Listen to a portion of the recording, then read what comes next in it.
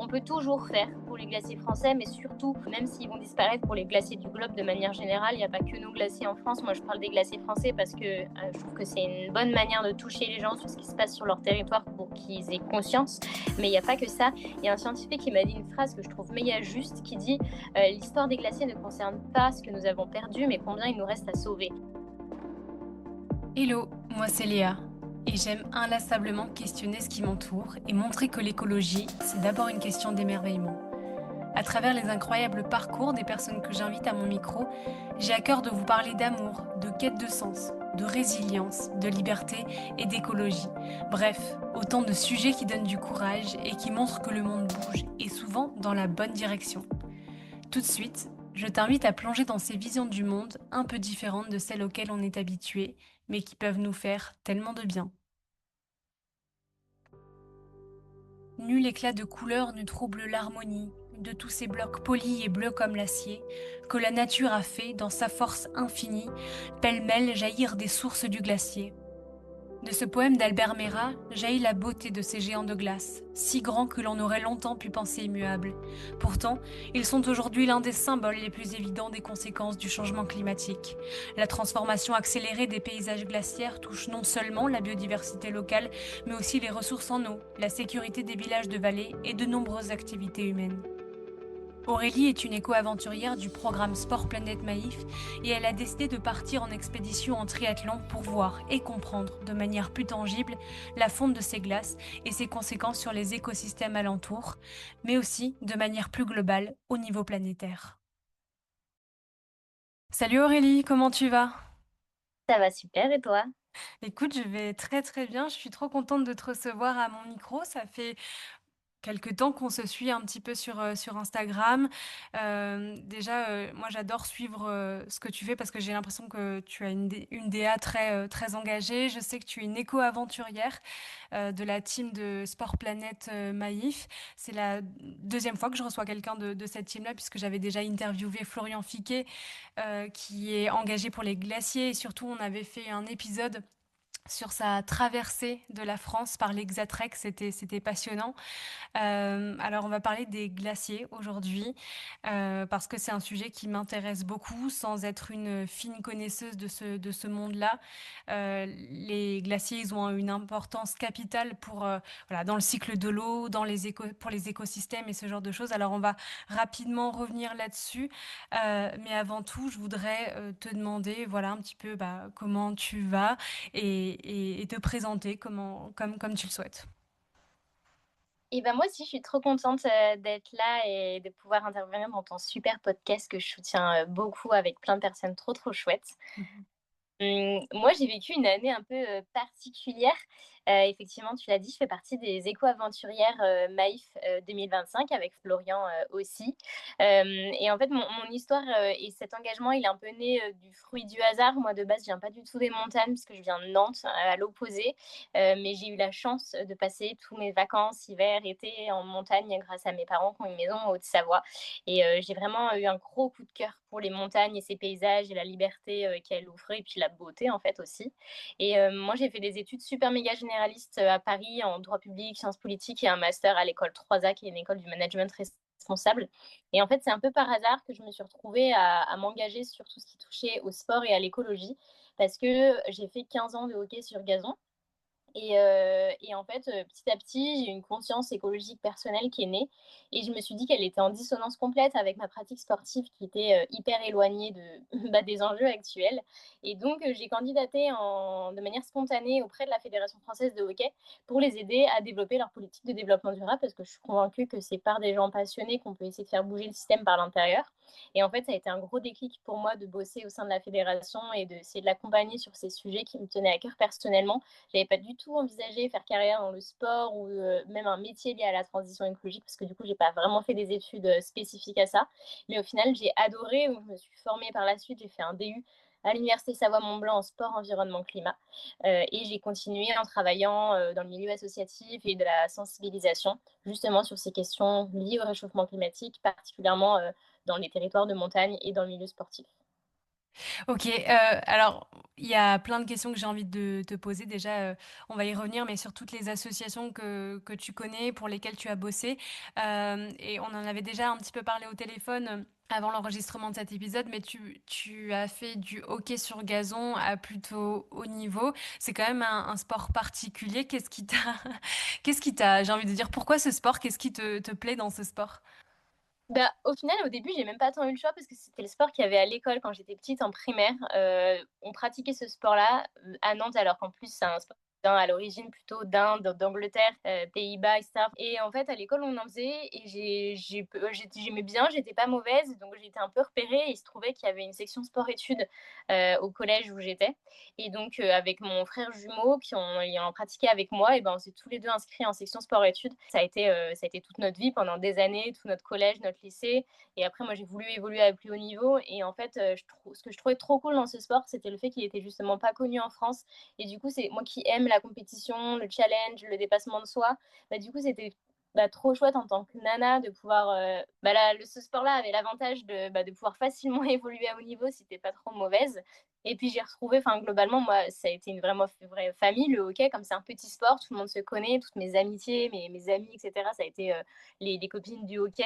Et donc j'ai adoré ce sport par son originalité et le fait que ça soit un sport un peu original et peu connu, c'est ça qui m'a fait l'aimer. Et puis moi, j'aime beaucoup courir, me dépenser, donc c'est un sport super physique où tu passes plus d'une heure et demie à courir sur un terrain de hockey sur gazon, donc c'est pas mal.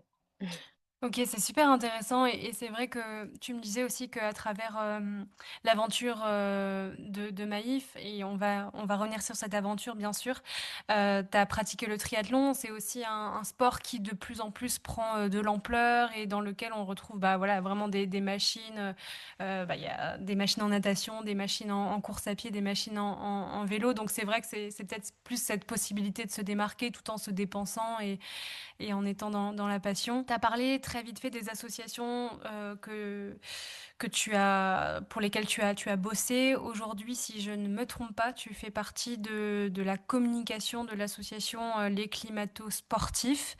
Est-ce que tu peux nous présenter cette association que je trouve assez intéressante et nous dire ce que tu fais un petit peu? D'ailleurs, je crois que j'ai vu passer des stories ce week-end et vous étiez avec Xavier Thévenard, non? Ouais, exactement. Du coup, les climato-sportifs, c'est une asso qui est née en 2023 que j'ai rejoint à ses débuts. Donc moi, je suis responsable communauté. Alors ça commence pareil, mais je gère pas la OK, c'est communication. pas la communication, c'est la communauté, ça marche. Exactement, presque, mais différent, ouais. Moi, je gère toute l'intégration des nouveaux membres, essayer de fédérer parce que l'objectif, c'est vraiment de créer globalement une communauté de sportifs partout en France et même en Europe et dans le monde parce qu'on a des gens un peu partout, même si c'est principalement, des sportifs français. L'objectif, c'est de créer vraiment une communauté de sportifs qui soit résolue à conjuguer à la fois sport, écologie et action. Donc on est une association qui a été fondée par, 3, sportifs de haut niveau, donc Younes et Mathéo qui sont des sprinters et Amélie, une escrimeuse dans la volonté voilà, de fédérer parce qu'aujourd'hui, il existe certains collectifs de sportifs de très haut niveau, mais pas forcément amateurs. Et nous, on veut vraiment essayer d'accompagner la pratique amateur parce que ça représente quand même les trois quarts de la pratique en France de sportifs et elle a un énorme impact.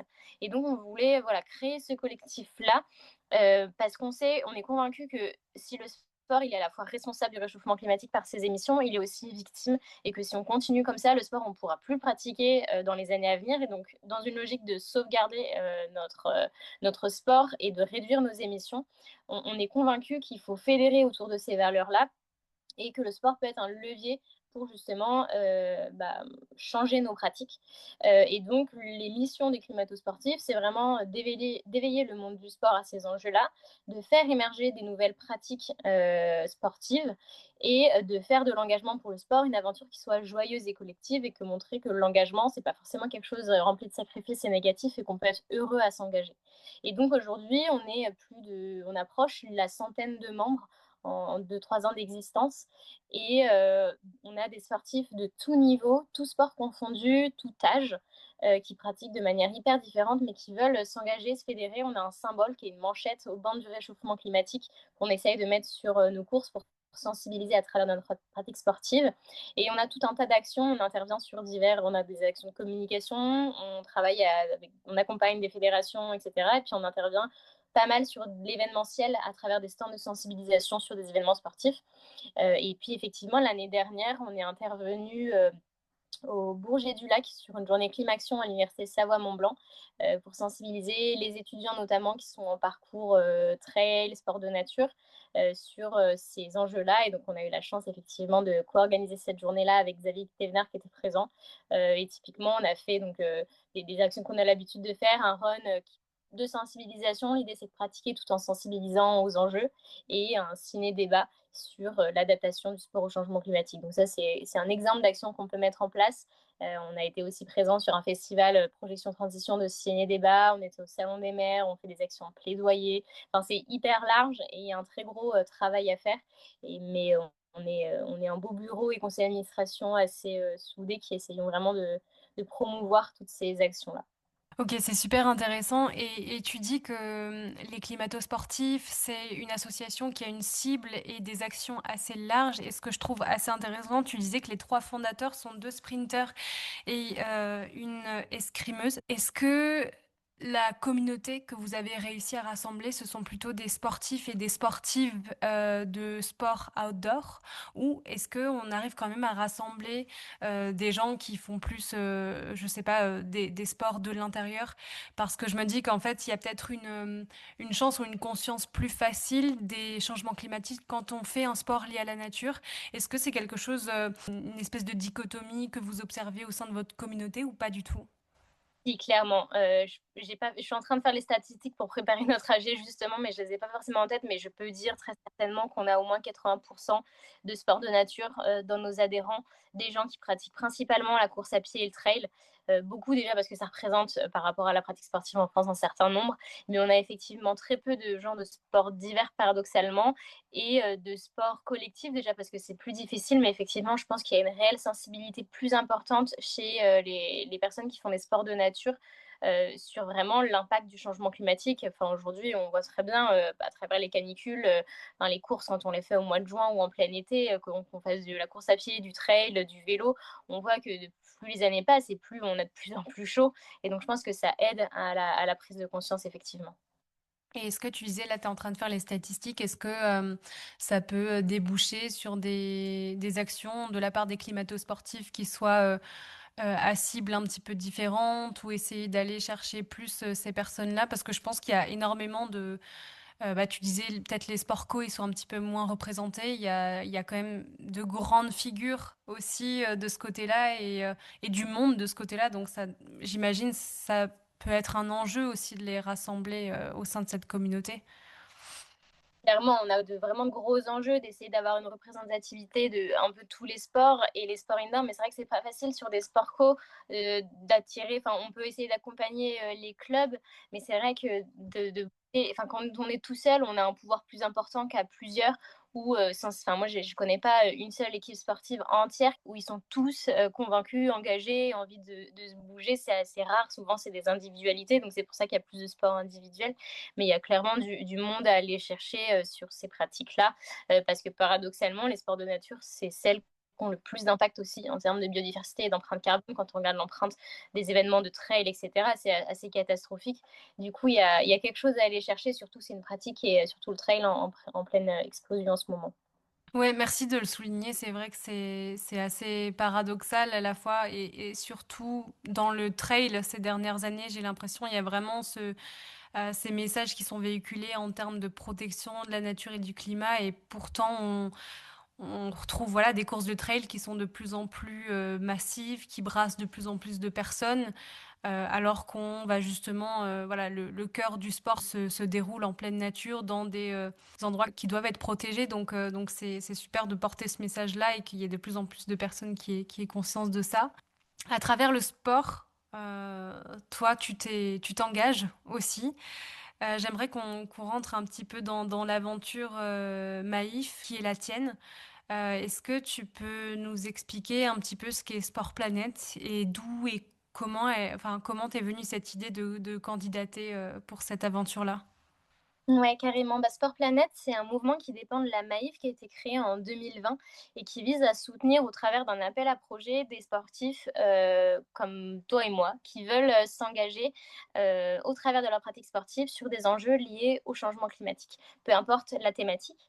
Et donc, chaque année, on est 6-7 à être sélectionnés sur un appel à projet. Et donc, cette année, on avait plein de sports différents allant de la voile, du vélo, la course à pied. De la randonnée, du triathlon, sur des thématiques différentes. Donc on avait le tourisme d'eau durable, les océans et moi j'ai choisi la thématique de la protection des glaciers. Alors je suis loin d'être une scientifique, une glaciologue, mais pour autant, j'ai une très forte sensibilité naturelle. J'habite à Annecy, au cœur des Alpes et globalement, je vois l'évolution de nos territoires de montagne changer, tout le temps. J'ai grandi la moitié de mon temps, aussi en montagne, donc je suis assez sensible. C'est un territoire que j'apprécie énormément et globalement, j'ai pris conscience, de plus en plus en habitant ici, en écoutant des scientifiques, en allant à des conférences, l'impact du réchauffement climatique, particulièrement en montagne. Globalement, Annecy figure en tête du classement des villes qui est les plus impactées par le réchauffement climatique et les montagnes, sont de plus en plus exposées et plus exposées que le reste de la France au réchauffement climatique. Et du coup, c'est assez venu progressivement, à la fois cette prise de conscience, cette sensibilité. Et puis j'ai commencé à m'engager. J'ai fait plusieurs éco-aventures en 2024 assez personnelles, dont une avec une association qui s'appelle Women for Sea. Et on était une vingtaine de femmes à être allées au glacier blanc dans les écrins pour parler c'était dans le cadre d'une odyssée de la goutte d'eau, pour montrer le chemin d'une goutte d'eau, du glacier jusqu'à la mer et montrer l'importance des enjeux liés à l'eau et que tout est lié entre mer et montagne. Et donc, c'était la première fois de ma vie que je mettais les pieds sur un glacier français. Je me suis dit, mais waouh, on a une beauté incroyable, on a des glaciers de ouf. Et nous, avec notre empreinte, on les dégomme alors qu'on a des paysages sublimes et qui ont un rôle hyper important que personne ne sait. Et du coup, je me suis dit que j'avais envie de faire un truc. Et puis, il se trouvait que l'année 2025, c'est l'année dédiée à la protection des glaciers qui a été déclarée par l'ONU. Et je me suis dit que tout ça, je devais en parler pour porter la voix des glaciologues qui, pour moi, sont vraiment pas entendus. Ils font un travail remarquable sur le terrain et en dehors. Et ils essayent d'alerter, mais j'ai l'impression que ça sort pas forcément plus loin que la petite portée qu'ils peuvent avoir. Et donc, je me suis dit que j'avais envie de relayer au travers de cet appel à projet et de la médiatisation que ça pouvait engendrer, puisqu'on est accompagné par 2 attachés de presse.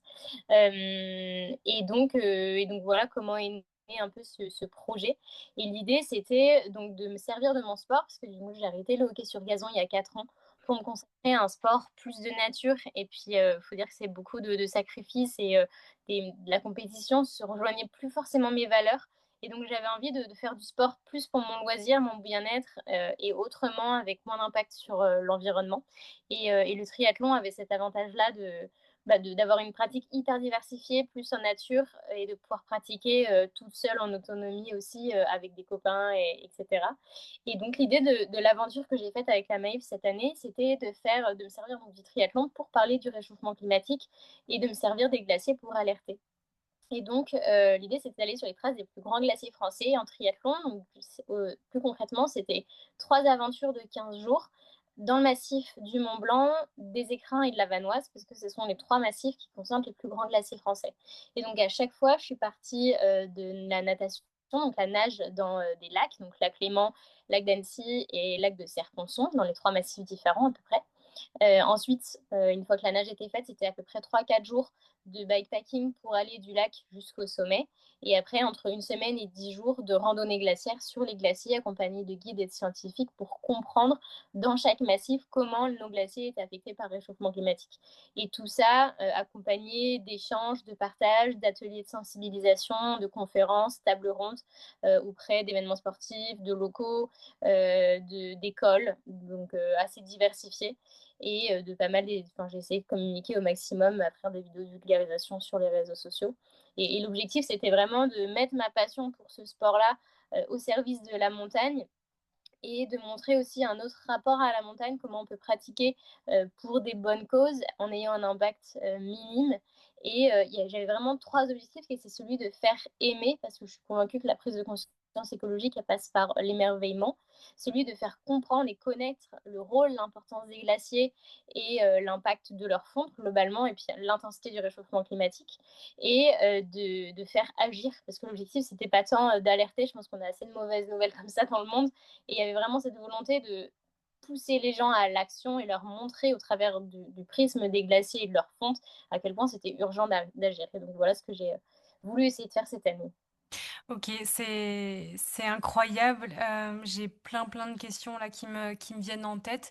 Hem, 1°, comment est-ce que tu as fait pour, rassembler en fait cette équipe, avec toi pour partir, randonner du coup sur les glaciers? Est-ce que, c'est là que tu as été notamment aidée par, les attachés de presse, de la Maïf, ou est-ce que tu as lancé un appel, ou est-ce que tu connaissais déjà, ces personnes qui t'ont accompagnée?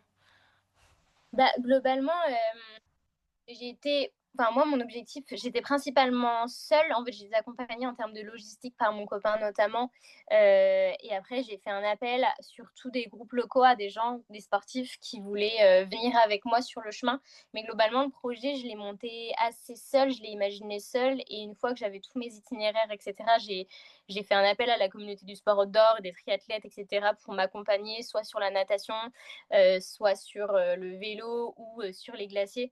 La première aventure, c'était génial. J'avais envoyé un mail à tous les clubs de triathlon locaux en leur demandant qui était chaud pour venir nager avec moi. Parce que moi, l'objectif, c'était vraiment ça me tenait à cœur de pas faire ça vraiment seul, mais de partager ça. Et du coup, il y avait deux triathlètes de Thonon et de la région qui avaient répondu à l'appel.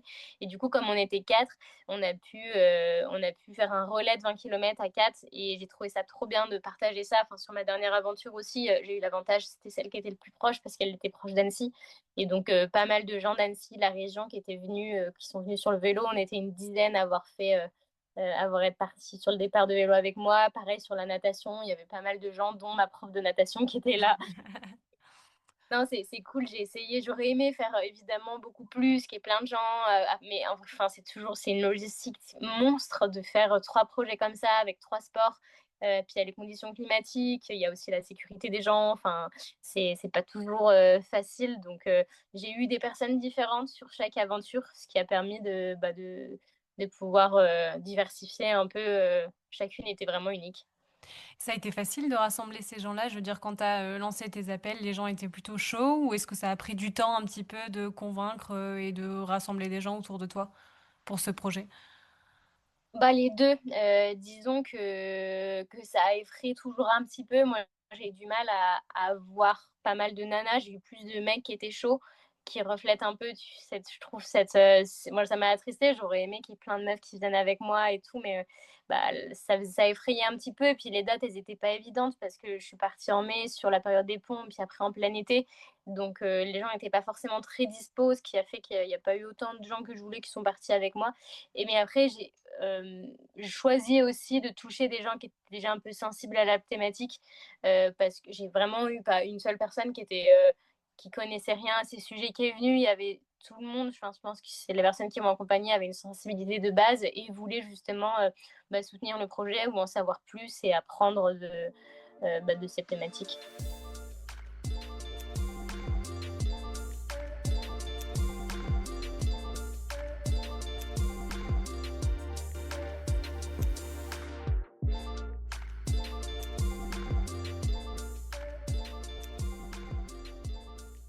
Alors, tu as parlé un petit peu de ton cheminement, du pourquoi tu es touchée depuis très longtemps par, l'enjeu des glaciers, de leur fonte, de leur disparition aussi, parce que c'est le cas.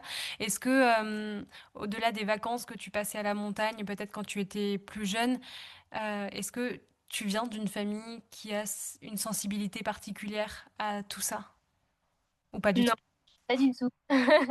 J'étais un peu l'ovni au début, parce que je me suis engagée relativement tôt. En fait, dès que je suis partie de chez mes parents, un peu tout naturellement, j'ai eu envie d'arrêter ma consommation de viande. J'ai jamais été une viandarde et je me suis dit enfin, c'était le premier truc que j'ai fait parce que c'était pas un sacrifice pour moi et j'ai arrêté de manger de la viande et c'était hyper compliqué dans ma famille parce qu'ils en mangeaient ma mère en avait l'habitude d'en manger tous les jours Et donc à Noël, c'était toujours sujet à débat, etc. Et puis les gens ne comprenaient pas forcément mes choix. Je disais que je voulais plus prendre l'avion. Et en fait, ce qui est rigolo, c'est qu'au fur et à mesure des années, ça a vachement évolué. Et maintenant, aujourd'hui, mes frères, j'ai deux frères qui travaillent globalement en transition énergétique en tant qu'ingénieurs. Donc, ils me rejoignent aussi. Mais mes parents ont aussi évolué, mangent de moins en moins de viande. Là, ils sont à la retraite maintenant, donc ils ont le temps de voyager, mais ils essayent de voyager plus en Europe, en vélo. Et là, ils sont allés en Espagne en bus. Et donc, c'est trop chouette aussi. Je pense qu'il y a une prise de conscience de plusieurs générations aussi. Et je pense que nous, en tant qu'enfants, on a aussi ce rôle à jouer de, non pas d'éduquer nos parents, mais les sensibiliser à ce que eux n'ont pas pu forcément être sensibilisés. Et je trouve ça chouette de, avant, c'était compliqué d'être accepté en tant que personne engagée dans une famille. Et aujourd'hui, c'est vachement plus accepté. Et ça, je trouve ça chouette.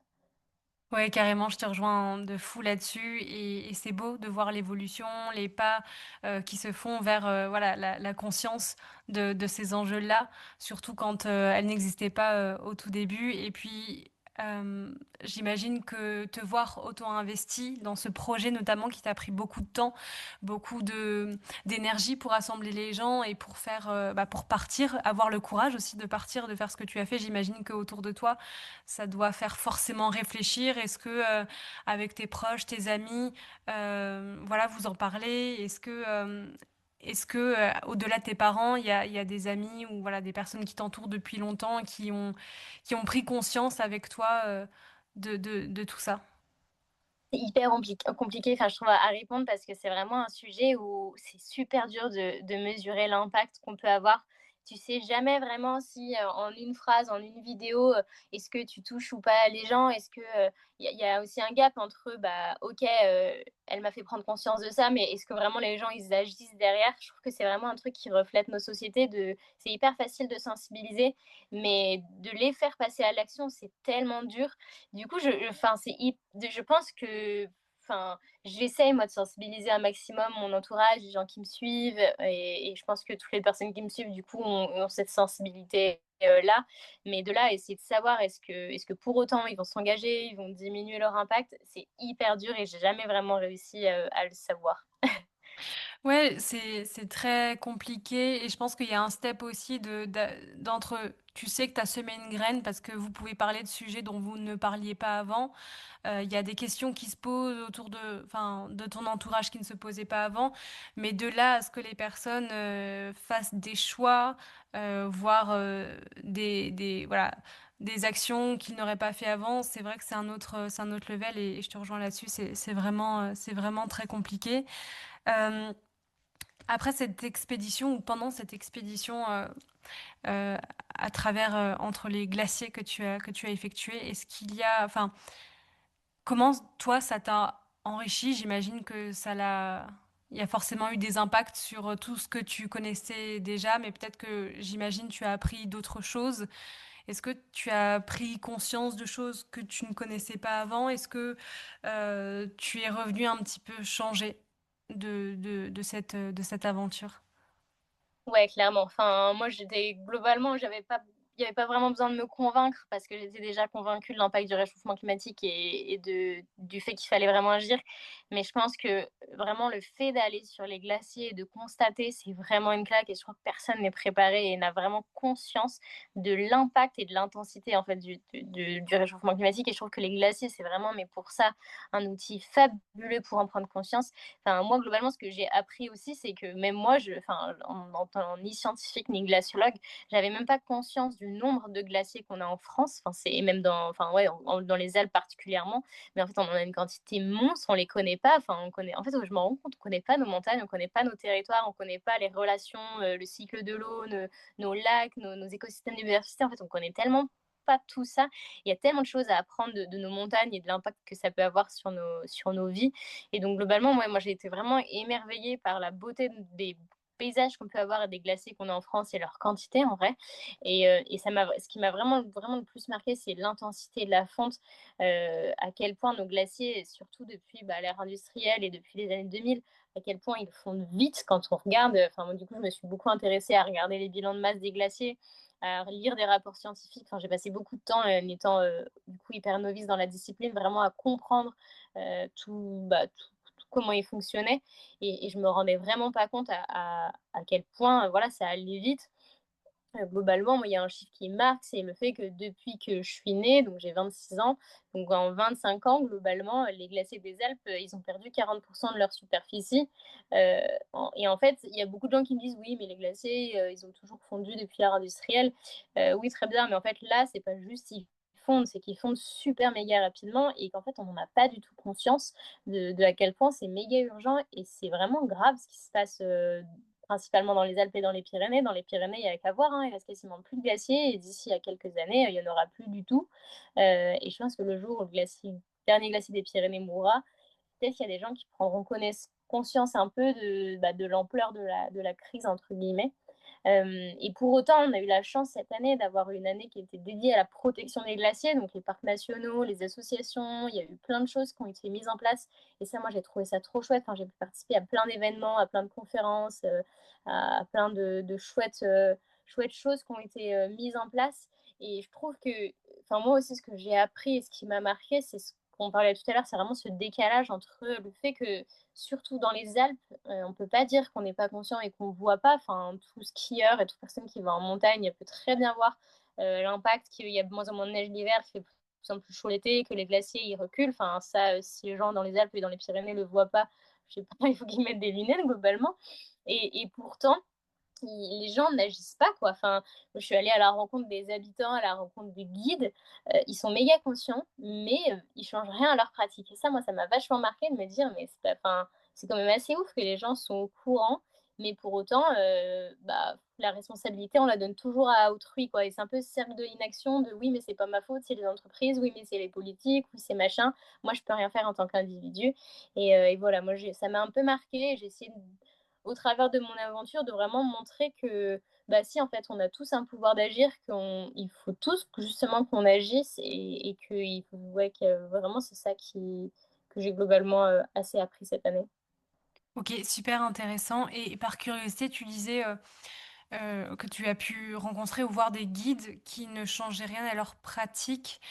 Tu parles, dans leur quotidien ou tu parles dans leur façon d'être, guide et d'emmener toujours autant de monde dans les montagnes ou qu'est-ce que tu entends par là? Ça m'intéresse. Alors, je veux pas faire une généralité parce que j'ai pas rencontré énormément de guides. Je parle de ceux que j'ai pu voir, mais globalement, j'étais étonnée que de ce type de métier qui est vraiment, ils sont tout le temps en montagne, donc ils voient clairement ce qui se passe.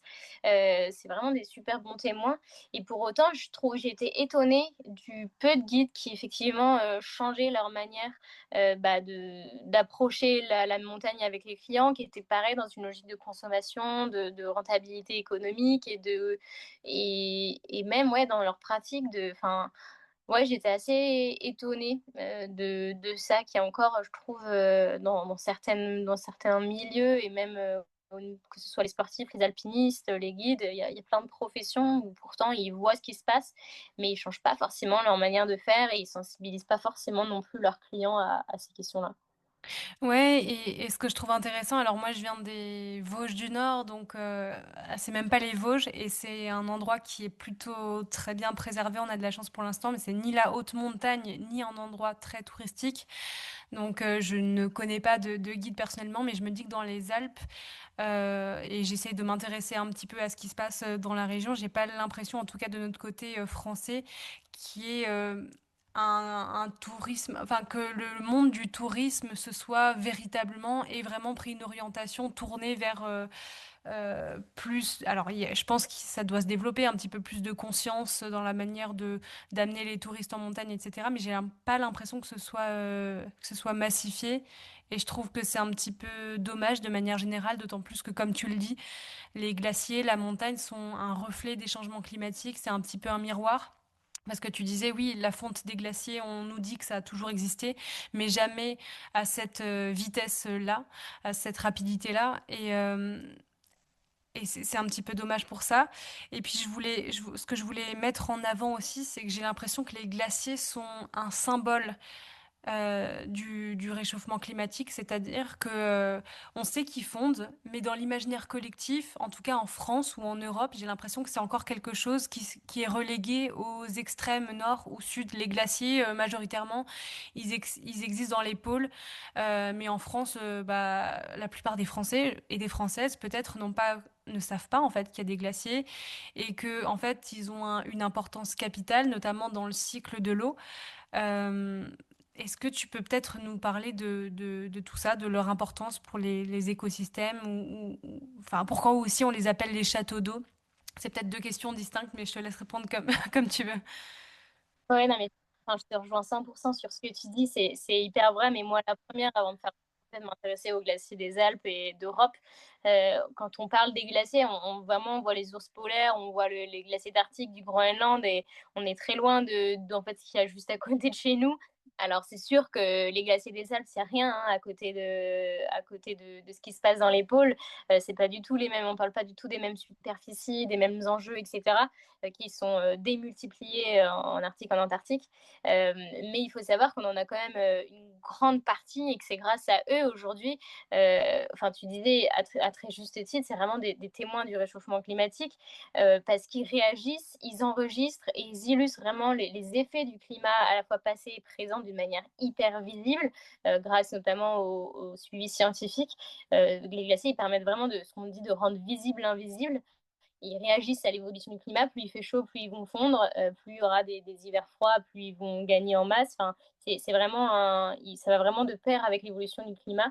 Et c'est vraiment, on dit, des bibliothèques sur l'histoire du climat qui permettent de constater euh, vraiment de garder en eux toutes les archives du passé. Et c'est en ça que je trouve que quand on parle de réchauffement climatique aujourd'hui en France, on a du mal à voir ce que ça donne. Enfin, on voit qu'il fait plus chaud l'été, qu'il y a plus de catastrophes naturelles, mais bon, il y en a qui sont encore à dire que ça n'a pas forcément lien avec le réchauffement climatique, ou tant qu'ils ne sont pas touchés, eux, ils ne voient pas forcément, alors que globalement, les glaciers, c'est vraiment pour moi un des seuls trucs globalement qu'on peut voir à l'œil nu, les effets du réchauffement climatique. Et je trouve que ça, c'est hyper intéressant.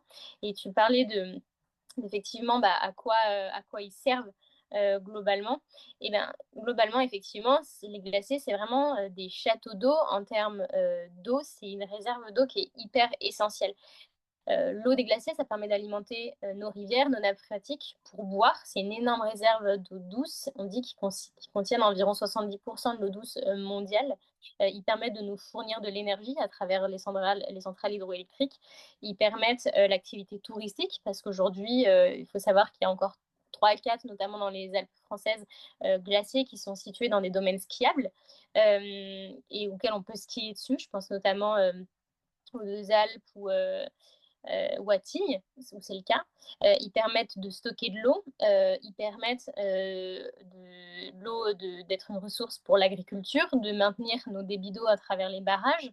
Et donc on voit ils ont vraiment un rôle hyper important. Ils façonnent aussi nos paysages, l'économie locale, parce que du coup pareil, on parle du ski, globalement dans les Alpes, le ski ça représente, on va dire, une ressource économique non négligeable. Et au-delà de ça, leur rôle pour l'économie, le paysage touristique et l'eau, ils ont aussi un super rôle de régulateur du climat. On dit que c'est des climatisateurs naturels de par ce qu'on appelle l'effet albédo, c'est-à-dire leur surface blanche qui réfléchit la lumière du soleil et qui participe à réguler de manière thermique la planète. Et on dit que globalement, 80% des rayons du soleil qui se reflètent sur la glace sont réfléchis et renvoyés vers l'espace. Donc ils ont un rôle hyper important de régulation du climat et de la température sur Terre. Et plus bah, ils vont fondre, plus cette capacité-là va disparaître et plus donc, ça va accélérer le réchauffement climatique sur Terre. Et c'est très intéressant. Est-ce que, enfin, ce qu'on ne sait pas aussi, c'est que alors oui, ils fondent, mais il y en a sur tous ces nombreux glaciers qu'on a en France, il y en a énormément qui ont déjà fondu. Est-ce que concrètement, on a encore une prise sur leur survie? Est-ce qu'on peut encore protéger, certains glaciers qui restent? Et comment est-ce qu'on fait? Parce qu'on sait que même si demain on veut atténuer à fond le changement climatique, les changements climatiques et même si on y arrivait, on sait que même si on arrêtait toutes les émissions de gaz à effet de serre du jour au lendemain, et ben, la température, elle va quand même augmenter. Alors, comment est-ce qu'on peut faire, concrètement pour, les sauver encore? Effectivement, je trouve que c'est une question qui est hyper essentielle à aborder parce que c'est un sujet sur lequel on peut vite être défaitiste. Et moi-même, les scientifiques que j'ai pu rencontrer m'ont un peu dit certains, non, mais le sort des glaciers, surtout en France, il est déjà fini, on peut plus rien faire. On peut toujours faire pour les glaciers français, mais surtout, même s'ils vont disparaître pour les glaciers du globe de manière générale, il n'y a pas que nos glaciers en France. Moi, je parle des glaciers français parce que je trouve que c'est une bonne manière de toucher les gens sur ce qui se passe sur leur territoire pour qu'ils aient conscience. Mais il n'y a pas que ça. Il y a un scientifique qui m'a dit une phrase que je trouve méga juste, qui dit l'histoire des glaciers ne concerne pas ce que nous avons perdu, mais combien il nous reste à sauver. Et ça, c'est hyper réel. On a beau parler du pourcentage de fond des glaciers. En vrai, bah, ce qui est passé, c'est passé. Mais là, ce qui est hyper important, c'est combien il nous reste à sauver. Et pour ça, Edith Sevestre, elle dit qu'il y a trois choses. Il faut protéger nos glaciers. Ça, c'est un combat d'association, notamment de l'association Marche Sauvage, qui agit vraiment pour protéger les glaciers et les écosystèmes post-glaciaires. Ça, c'est hyper important.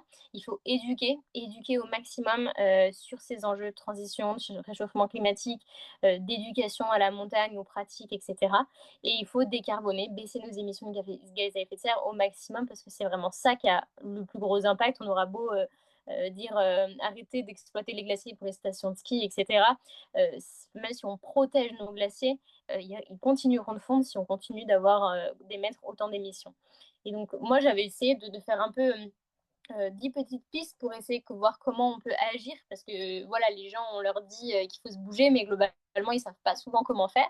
Et donc, je trouve que moi, ce que je dis à tout le monde, la première piste quand on veut essayer d'agir et de sauver les glaciers, c'est déjà de connaître, de s'informer, de s'éduquer, de comprendre les liens, tout ce qu'on a dit entre les glaciers, l'eau, la biodiversité, le climat, les risques naturels. C'est hyper important de savoir et vraiment de connaître, de s'informer sur les données en allant écouter les scientifiques, en lisant les rapports. Enfin, maintenant, ils essayent de vulgariser ça au maximum. Il y a des associations qui vulgarisent très bien ça. Ça devient de plus en plus accessible à tout le monde. Il faut se former. Ça, c'est la deuxième piste. Il y a plein de fresques qui existent. Il y a la fresque de la biodiversité, la fresque du climat, la fresque de la montagne, la fresque des mobilités. Il y a plein d'outils merveilleux qui existent pour s'éduquer à ces enjeux-là et se former. La troisième piste pour moi, si on veut agir, c'est vraiment, là je parle de manière hyper individuelle, hein, mais de calculer son empreinte carbone, pour moi c'est vraiment la base de tout. Si on veut agir, il faut connaître déjà l'empreinte qu'on peut avoir d'un point de vue individuel. C'est peut-être le cas aussi de faire son bilan carbone au niveau de son entreprise, de son organisation, ça reste la même chose. Et en fonction de ça, de réduire ses émissions, que ce soit au niveau du transport, de l'alimentation, de son logement, de ses achats, voir comment on peut agir sur ces secteurs-là. Il faut savoir que les trois quarts du temps, aujourd'hui, l'impact le plus fort qu'on peut avoir, c'est sur la thématique des transports et l'utilisation de la voiture individuelle et de l'avion. Et puis après, pour moi, la cinquième piste, c'est celle de faire entendre sa voix dans la vie démocratique.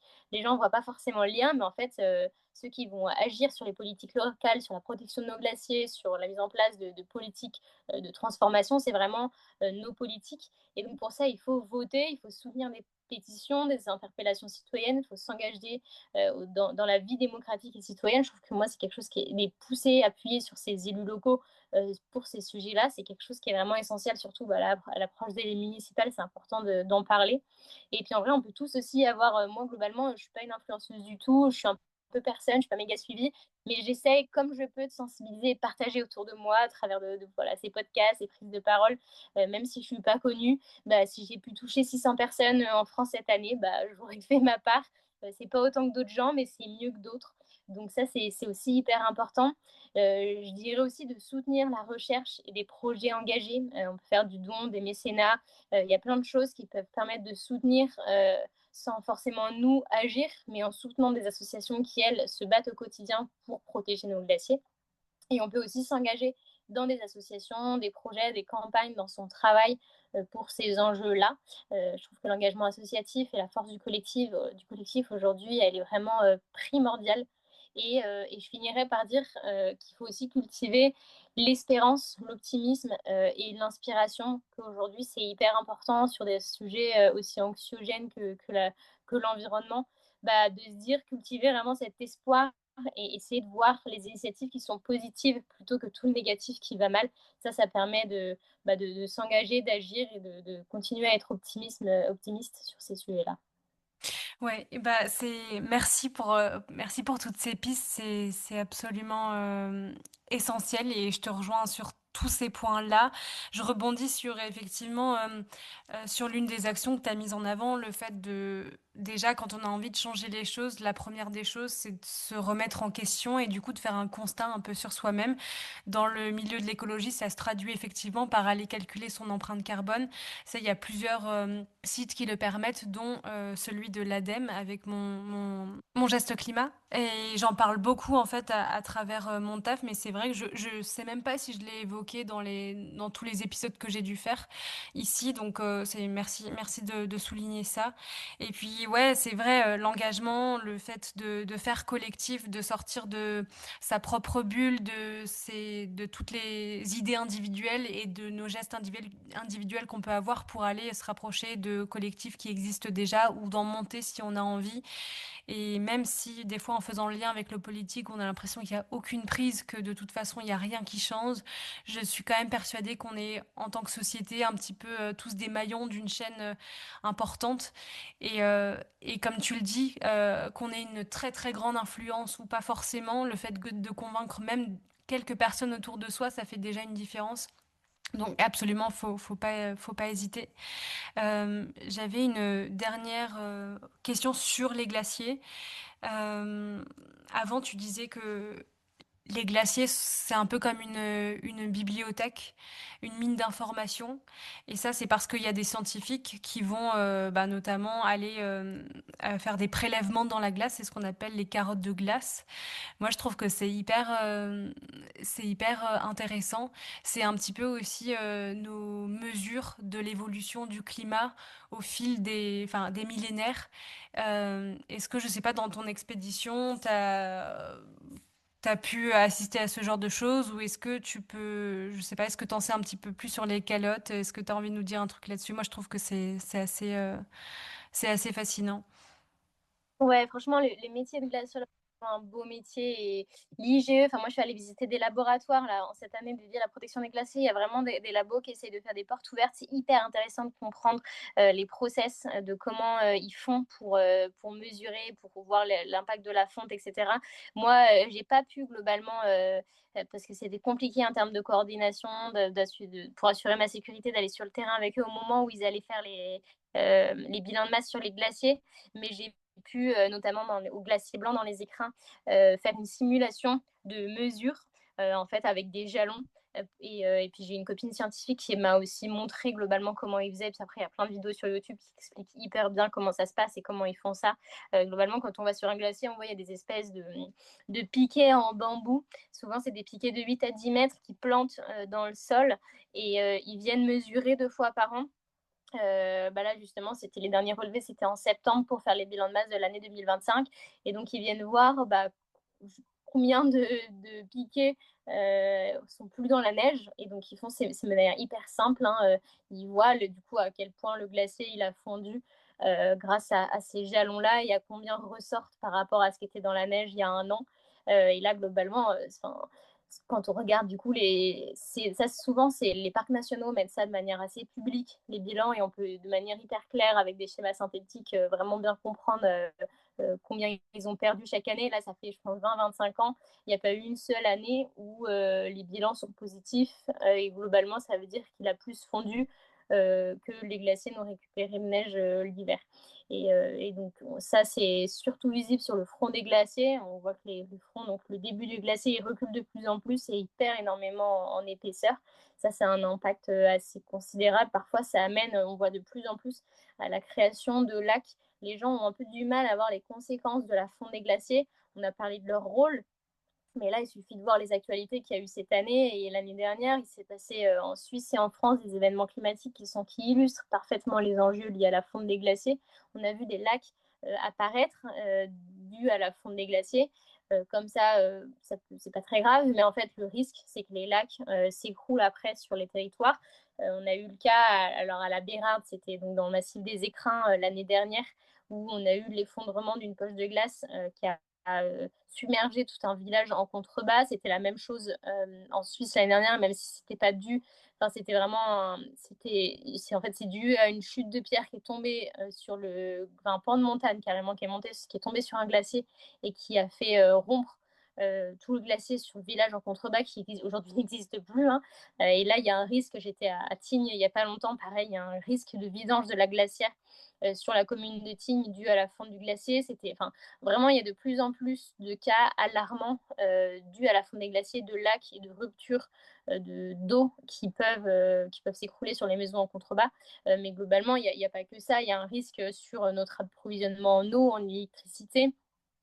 Euh, Qu'est-ce que j'avais ouais, comme autre.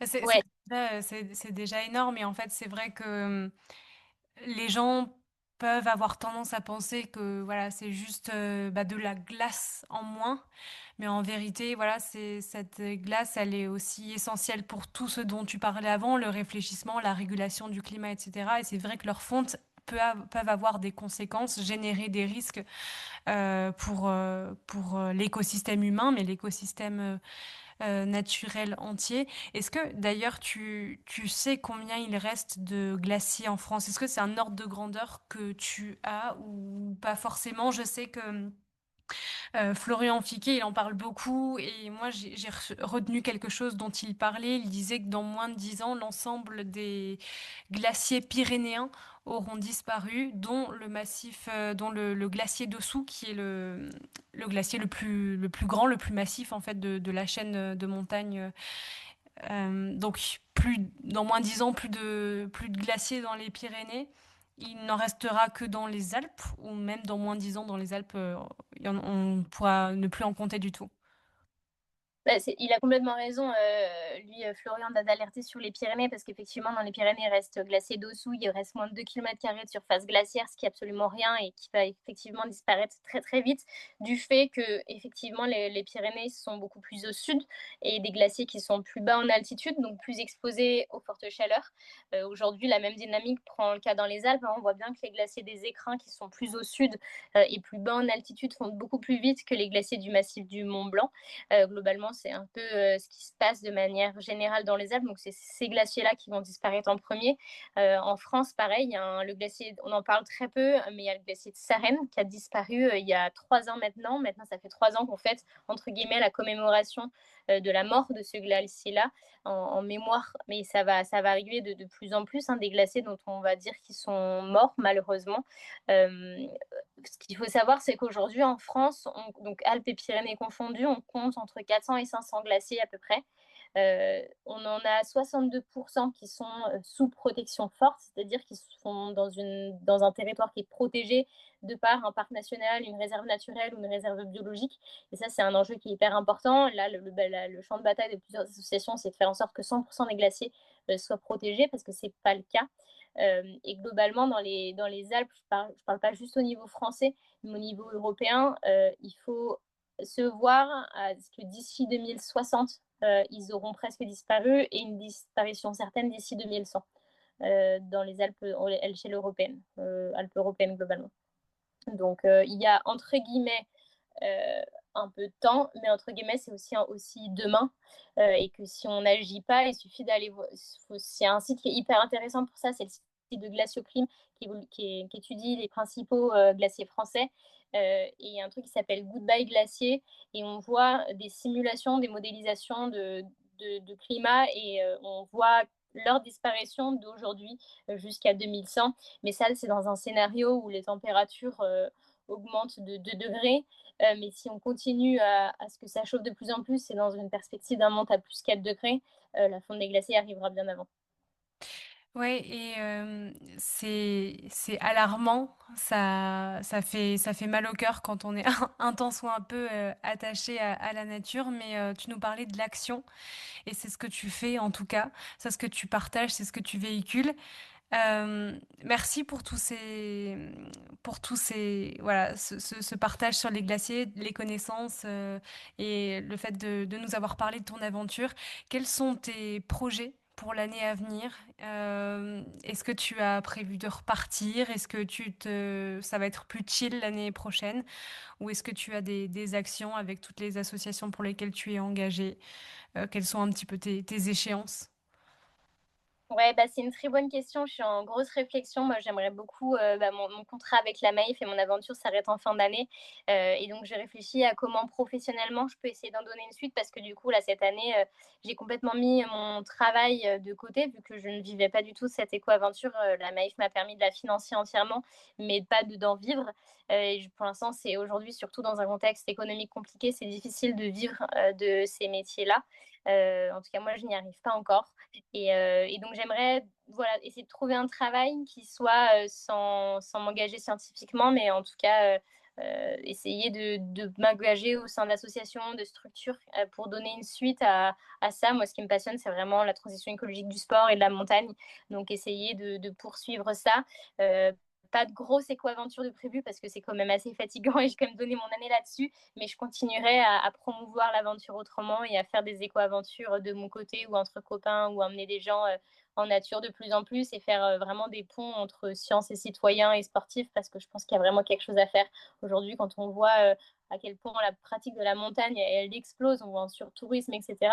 Voilà, il y a des choses à aller se faire, des personnes à les sensibiliser, des partenariats à créer et je pense que les scientifiques ne demandent aussi que ça, à toucher un maximum de gens. Et je pense qu'il y a des sportifs et des pratiquants de la montagne en quantité à aller chercher et à les sensibiliser. Donc moi, si je peux essayer de contribuer de ma façon à ça, ça serait chouette.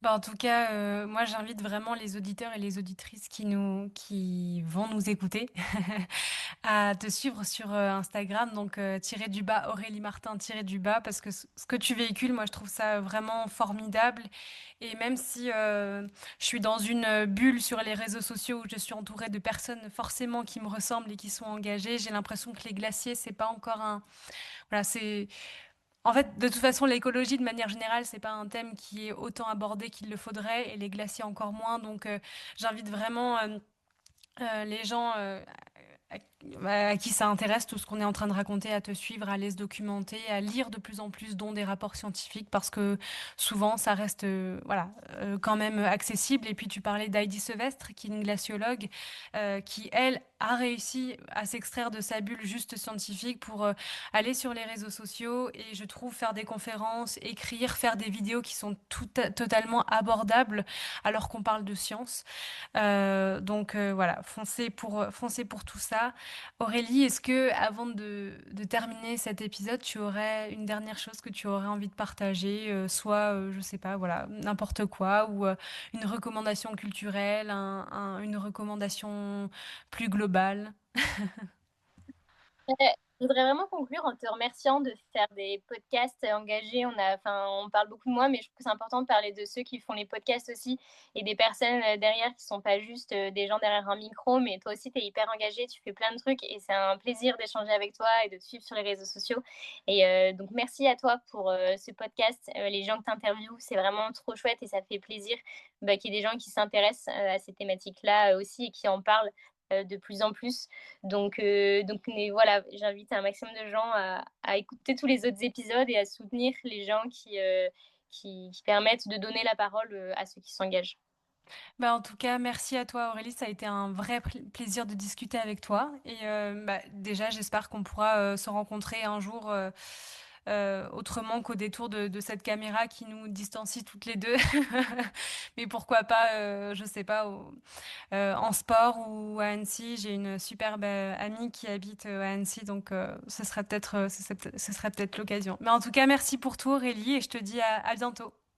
Merci à toi. Merci à toi d'avoir écouté cet épisode et si ce moment t'a plu et inspiré, je t'invite à le partager, à laisser quelques étoiles et un commentaire sur Spotify ou à faire une story Instagram en identifiant mon compte Léa-RTAG et celui de mon invité pour qu'on puisse te repartager. J'aimerais également remercier ma précieuse monteuse Héloïse Delcé pour son travail. En attendant de se retrouver, je te souhaite de continuer à écouter des podcasts du même genre et d'approfondir les enjeux évoqués dans mes épisodes. Je suis convaincue que cela fait du bien de se sentir éveillé sur toutes ces questions et d'en parler autour de soi. Alors, toi aussi, sème tes graines et vis ta vie avec du sens.